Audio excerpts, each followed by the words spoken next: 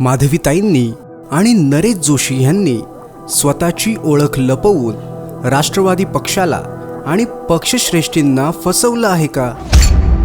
सुरेश टोकरे यांना या गोष्टींची कल्पना नव्हती का? असे प्रश्न घेऊन आम्ही सुरेश टोकरे यांच्याशी संपर्क केला।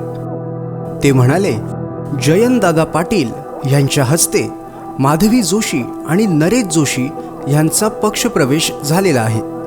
माधवी जोशी यांच्याकडे मावळ लोकसभा निरीक्षक आणि नरेश जोशी यांच्याकडे महाराष्ट्र कार्यकारिणी सदस्य अशी पदं आहेत।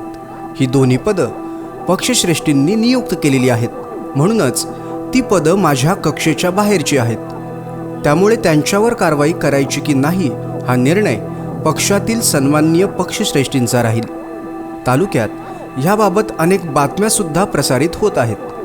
एखाद्या गरीब महिलेवर अन्याय होत असेल तर पक्षाचे सर्वेसर्वा शरद पवार साहेब चुकीच्या व्यक्तींना पाठीशी घालणार नाहीत। राष्ट्रवादी पक्ष हा लोकांसाठी झटणारा पक्ष आहे। चुकीच्या व्यक्तीला आम्ही कधीही पाठीशी घालत नाही आणि घालणार सुद्धा नाही।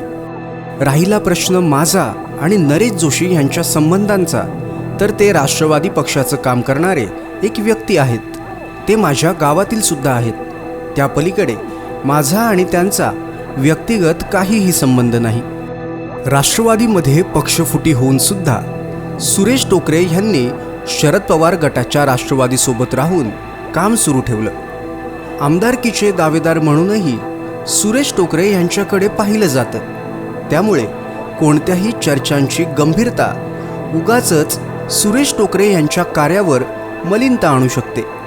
या सर्व प्रकरणात सुरेश टोकरे यांनी परखडपणे त्यांची भूमिका मांडली असून राष्ट्रवादीचे काम पुढे नेत ते प्रवास करत आहेत। माधवी जोशी आणि नरेश जोशी यांच्या नियुक्त्या राष्ट्रवादीच्या वरिष्ठांनी केलेल्या आहेत। त्यामुळे पक्षातील नेते या गंभीर प्रकरणांकडे लक्ष देतील का?